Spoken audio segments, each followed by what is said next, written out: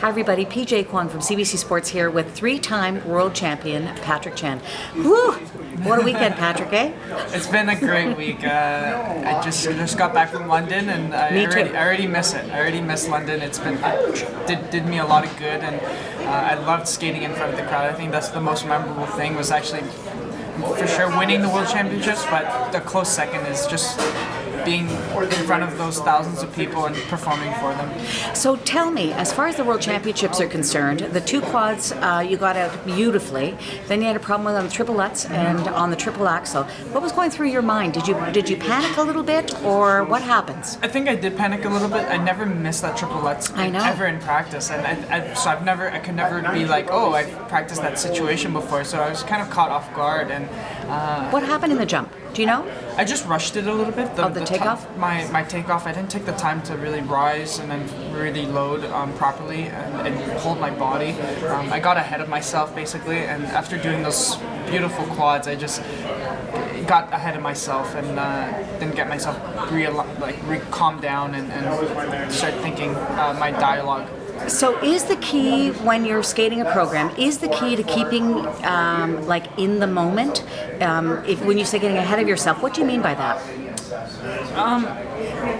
When you do a jump like the quad, it takes so much energy and effort that you only need to use half the energy you use for a quad for a triple Lutz, for me. Yep. So instead I was so excited, there was so much speed and flow out of the first quad or the second quad that I couldn't get myself. I had so much speed that I shouldn't have tried so hard. I think I tried too hard. Okay. I should have just let my body stay calm and not rush the tempo because I was going faster. I was having faster speed. So it's a learning experience. I mean, at least I was able to identify it. So what can we expect from you going in? It's the first of 700 times I'm going to ask you about the Olympic Games, I am quite sure. But what do you have to do between now and then? Just keep doing what I do every year. I don't think I have to do anything in particular, because it's not like we're just training this year for the Olympics. I've been training for 4 years, the last 3 years now, and going into my 4th year training for the Olympics. So just doing what I've been doing the last 3 years. Getting a new long program. I'm going to keep the short program from this year. Yeah. Get a new long program. Something that I'm very excited about. And do you know what you're already going to do? You don't have to tell me. I do know, actually. I do have an idea of what music I'm going to skate to. Okay. It's really, really exciting. I'm looking forward to it. It's a really favorite piece of mine. Okay. And then I just need to keep training the way I did the 3 weeks before Worlds, but throughout the next 11 months as opposed to just 3 weeks. So does that mean that you'll be staying in Detroit? I think so. I think it's looking pretty good. I think it's a good place for me, for who I am, and everyone really we all work well together. Yep. All the skaters, Caitlin and Andrew, Alaj is there, Jeremy, yep. Valentina, and also there's Tessa and Scott from Canton, and Meryl and Charlie, and so if you feel like you're really in a tight knit community. And yep. I'm looking forward to that. Going to baseball games with the skaters, or going to hockey games with Scott. It's all just those things make a big difference at this point in my career. Because I want to feel like I'm with a family and I'm with friends, but then when I go on the ice, I'm really training hard. So do you have any? I know that you were working with Eddie Shipstad when you were in Colorado Springs. Will you have like an additional sort of person helping you with because Kathy, of course, Kathy Johnson is your base coach. Yeah. But will you be adding to your coaching team, or you're not at that point to decide yet? I'm not at that point to decide yet. I think that's getting a little too far ahead. Okay.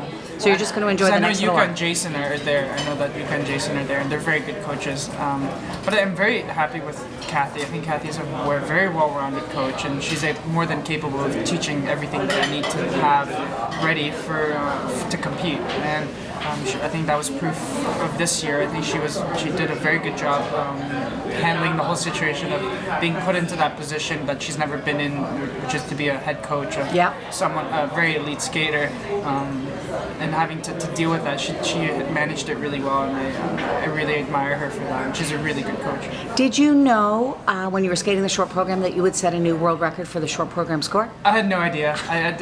it's not like when I was skating or when I landed all my jumps, I knew what score I was going to get. I didn't really care. I just knew it was a good skate, and luckily I'm fortunate enough to be one of those skaters that when I know I have a good day, that I don't have to worry about the marks. I just have to worry about having a good skate and skating it the way I've been training it. So tell me, I want to hear your favorite moment from London, Ontario, and I want to hear a moment that you went, ugh.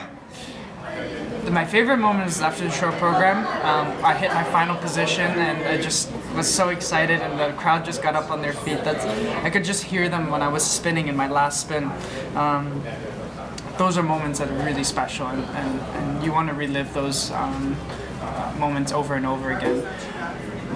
My frustrating moment was for sure the long program. I hit the final position. It was very different from the short program, which I think it was why I was so frustrated, because I had such a good short program that I wanted to repeat the exact same thing. And you had great practices all week. Exactly. That's what great I was wondering. practices, very consistent, didn't really miss anything. And Yep. but when it comes down to the day that I had to compete, it was a bit more difficult. But you always get up and you go back and you look back, and I'm lucky that and fortunate that I have other skills that in the program and other elements in the program that are also very, very important and should not be looked over. Yep. And you had a substantial lead.